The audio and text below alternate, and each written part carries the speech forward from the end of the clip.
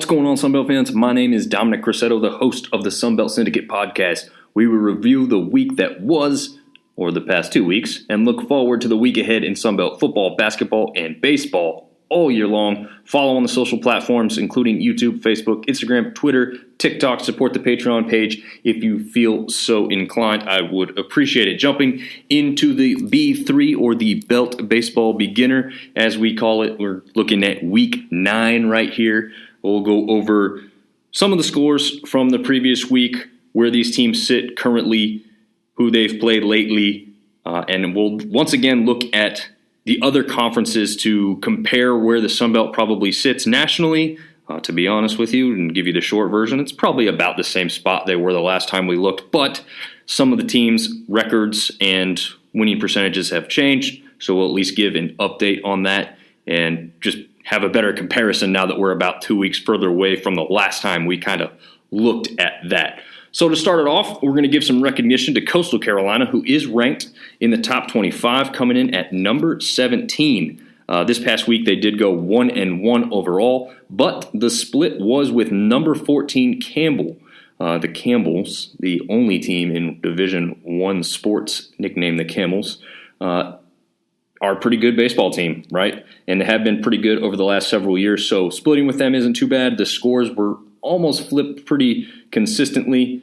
Campbell did ultimately score a few more runs than Coastal did in the actual series, but they did not have a third and deciding game. It's not that they missed it, they just scheduled 2. So no one wins that series, but that should keep them probably right in that number 17 spot, unless something happens that we don't account for in this ODU series this weekend, because that's not going to be an easy opponent for Coastal to face in that regard. As far as the conference, out-of-conference record for the week overall, they went 10-6, and we do have to make note of the South Alabama State game. That one was suspended in the 8th inning. It was supposed to be finished on Thursday. The weather continued to not cooperate. That game will be finished next Tuesday instead. So ultimately, we don't know the true record for the past week, but we're only going to be off by 1 game. In that time, with the 10-6 overall record for the conference, 6 of those games came against ranked opponents. And just to mention that, App State played number 2 Wake Forest. We had, obviously, Coastal playing Campbell. We also had ODU playing number 9 ECU. And we also had Texas State playing Texas. So ultimately, we got some wins in that, a few losses. But I would say overall, for a bigger picture, it was a pretty good week to come out on the season. We are looking at a 165 and 108. So 165 wins to 108 losses. That's a winning percentage of .654, which, I don't really know exactly what to compare that to unless I break it down for every other conference, which I haven't done. It's a lot of math for me to put in there. But I would say that's a pretty decent record overall. Because bottom line is the Sun Belt has a marked advantage to begin the season, right? We are mostly, and the majority of the teams are in the South early in spring or late in winter, depending on how you look at it. There's a lot of teams that want to get out of that climate and come down south for a series to start the year out. And they're going to come to the teams in the warmer weather. And lucky for them, most of us in the Sun Belt are the better teams that they're going to see. And so they're going to strengthen their schedule. So it's a win-win for the opponents. It's also a win for the Sun Belt, because that's going to allow them to host some of these teams from other conferences that might not otherwise like to come down or want to take the chance to get beat by what they would consider maybe a lesser opponent. Really not that many conferences could look at the Sun Belt that way, but maybe the SEC and ACC could, just because of how many quality teams they have from top to bottom. There's obviously 1 or 2 bad teams in both of those conferences, but for the most part, very strong overall. And we'll go over that real quick now, just to jump on that, since it's kind of a nice segue at the moment. So we'll start off with the SEC. All 14 teams still have a winning record, easily kind of the best conference as far as that when you look at it. Last time we checked in, they all had a winning record as well. So nothing's changed there. They're still dominating overall in the win column.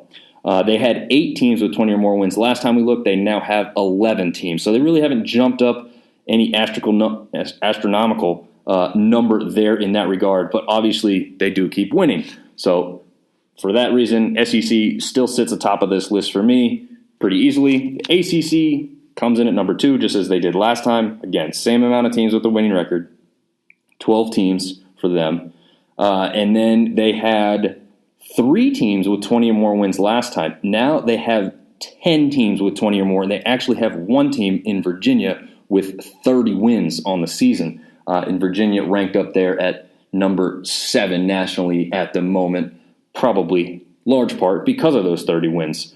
So ACC had a massive jump in teams grabbing that 20-win mark, which is very impressive for them to make that type of jump, but still seats them behind the SEC. Then we've got what I think would be a pretty good argument between the Sun Belt and the Big 12 still. So the Sun Belt and Big 12 both have 8 teams with winning records, and both have 6 teams with 20 wins or more. So they're kind of tied along that as well. They were pretty even the last time out, too. Sun Belt had 10 teams with winning record. Big 12 had 7. So Sun Belt has actually lost some teams. Big 12 lost 1 from the winning record aspect. The Big 12 gained a team with a winning record, and the Sun Belt has only lost a few teams. Now, it's not that terrible. Sitting at about 500 for some of the teams in the Sun Belt coming into the season is pretty acceptable. There's a few teams at the top that probably thought they were going to be better off, but we'll talk about that in just a second. We'll finish up with this. Pac-12, 9 teams. Pac-12 and Big Ten, both with 9 teams with winning records. Pac-12 does have 5 teams with 20 or more wins, while the Big Ten, easily the worst conference of the bigger conferences, they have only 3 teams with 20 or more wins. So that's really just comparing the Sun Belt to most of those other bigger conferences, and at least gives us a big picture of where they sit when you look at the teams with a whole lot more funding and a lot more money at their disposal to do with what they please. Not necessarily facilities even, but they can give out more scholarships. They have the easier ability to recruit a little bit better as far as a financial standpoint is concerned. So again, it's impressive to see the Sun Belt sit where we do right now, which again, arguably could be 3rd or 4th, depending on how much weight you want to put into the Big 12 having less teams than the Sun Belt. So they have around the same amount of good quality teams, but they have a much shorter list of teams within their conference as it currently sits. That will obviously change this coming year with the addition of the teams, 4 teams coming in from the AAC.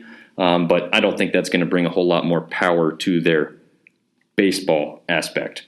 As far as where the teams sit currently, as the standings are concerned, we have Louisiana and Coastal Carolina tied atop the conference at 9-3 apiece. Very close in the overall records as well. Louisiana sitting at 24-10, while Coastal comes in at 21-10. So very even, close match teams right up there at the top. Not really a massive surprise. One of the teams that may be surprised to some people who didn't know where ODU was coming in, not location-wise, but just didn't know where they were baseball-wise. Last year they had a very good team. They were a sneaky good team and did not make the postseason, but looks like they've got a shot at it this year. 23-9 overall. They're 3rd in the conference right now with an 8-4 record.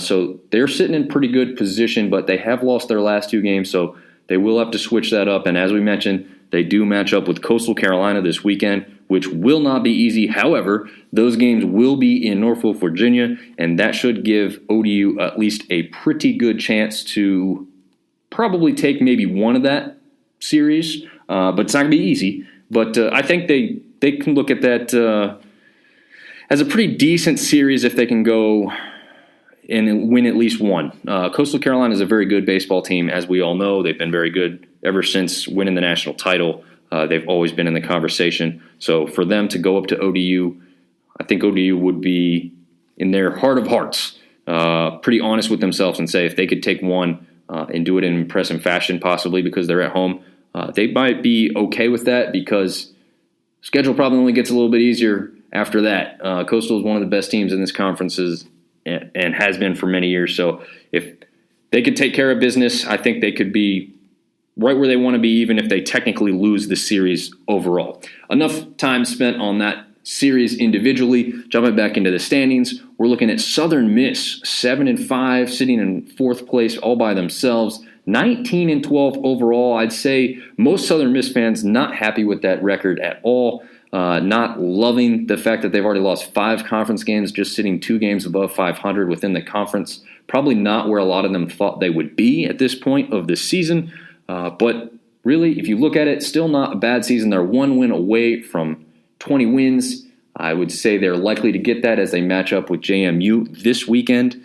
JMU, though, is not sitting too far behind them. Directly behind Southern Miss, we do have App State sitting at 6-5, 16-14 overall on the season, so not a great mark, but they are over 500. The problem with that is they've lost their last 3 games in a row, which is actually the longest losing streak currently in the conference. So they do have to change that.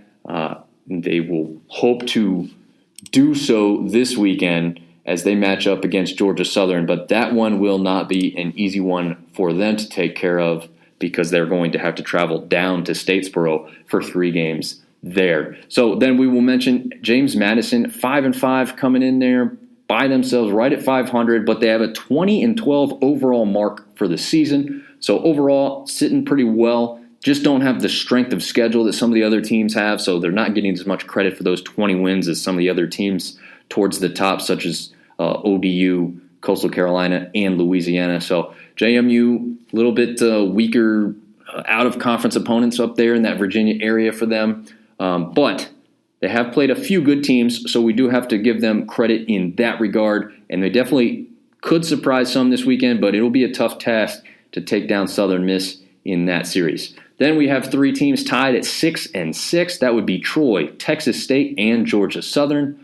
2 of those teams, Troy and Texas State, are sitting above 20 wins, with Troy having 23 and Texas State having 21.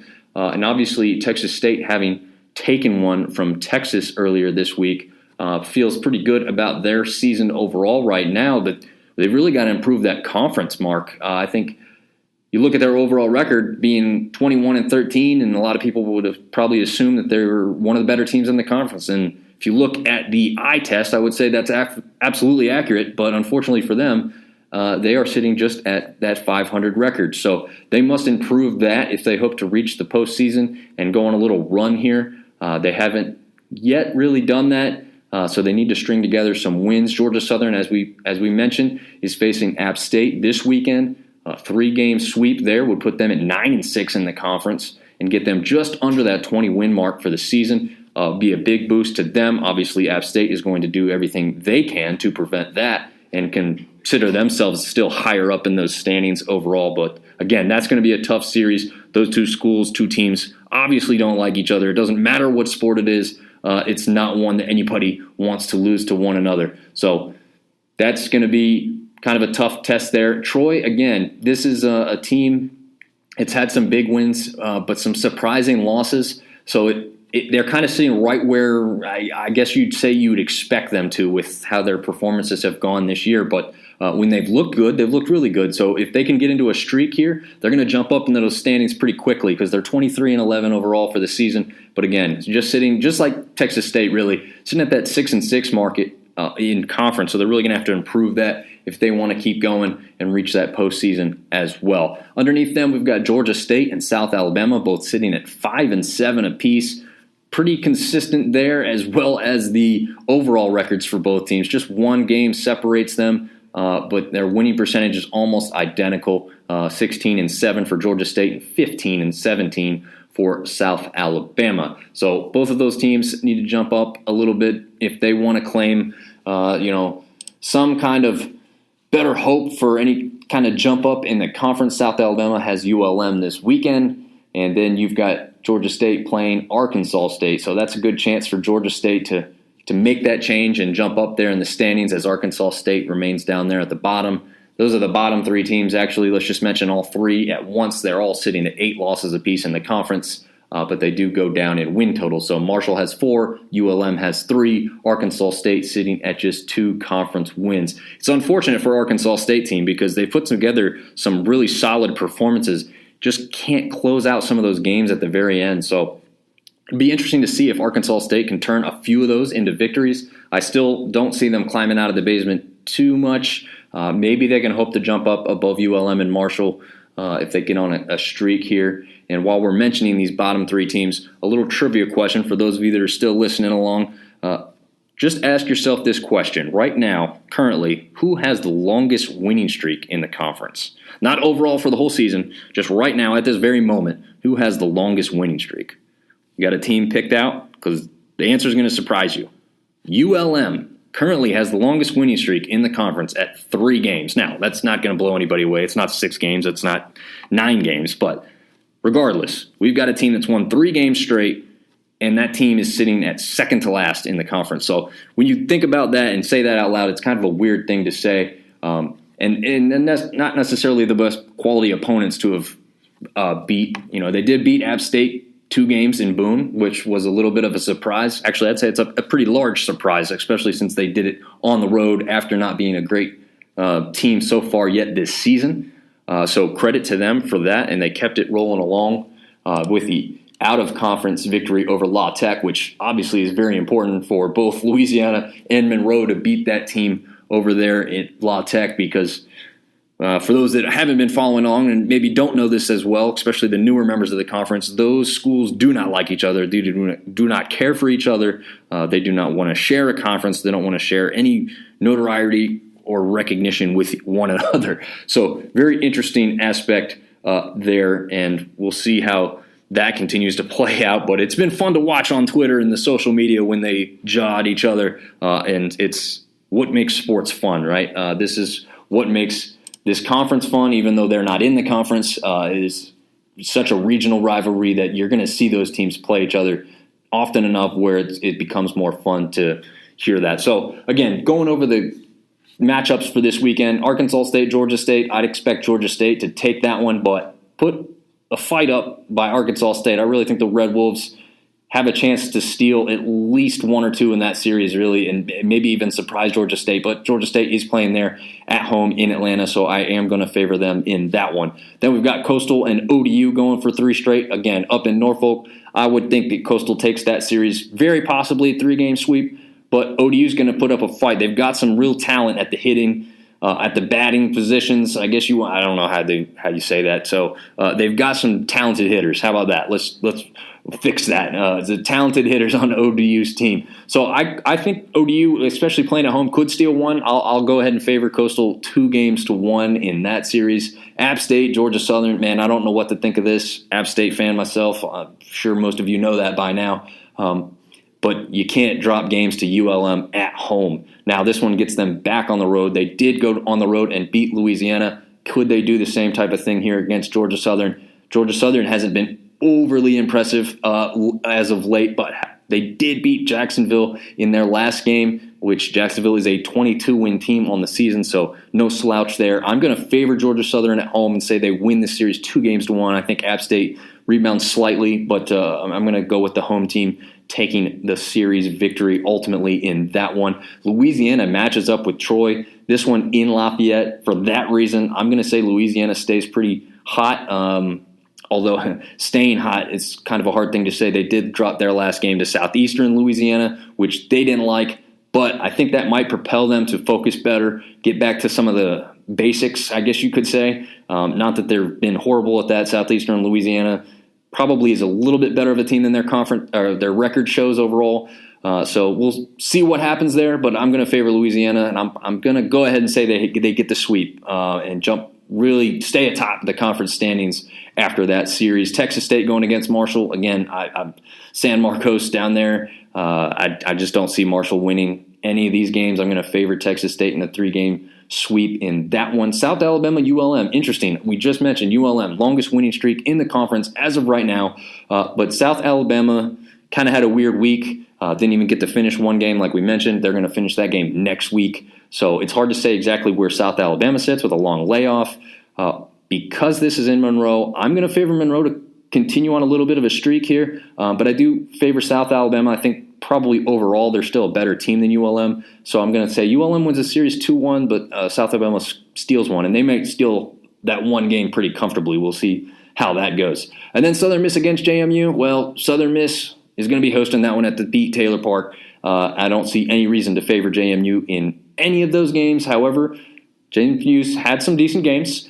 So we could see some close battles, but I'm going to favor Southern Miss in the 3-game sweep in that series as well. So it should be interesting. That will jumble up the standings a little bit more, especially with those teams right there in the middle that are really fighting for position. Some of those teams like Texas State sitting at 6-6, they win 3 straight. Now they've got 9 wins. They're going to jump right up towards the top of that conference slate in the standings. So it'll be interesting to see exactly how it plays out. Definitely follow along on the social medias as we continue to update you with the scores every morning. I try and do it in the morning. Sometimes it ends up being the afternoon. But I appreciate the download, the listen, the follows, any comments you want to throw, you want to review the podcast, all of that good stuff. I'd appreciate it. Thanks for following along and listening and enjoying baseball season in the Sun Belt with me. So appreciate it, and we'll see you next time.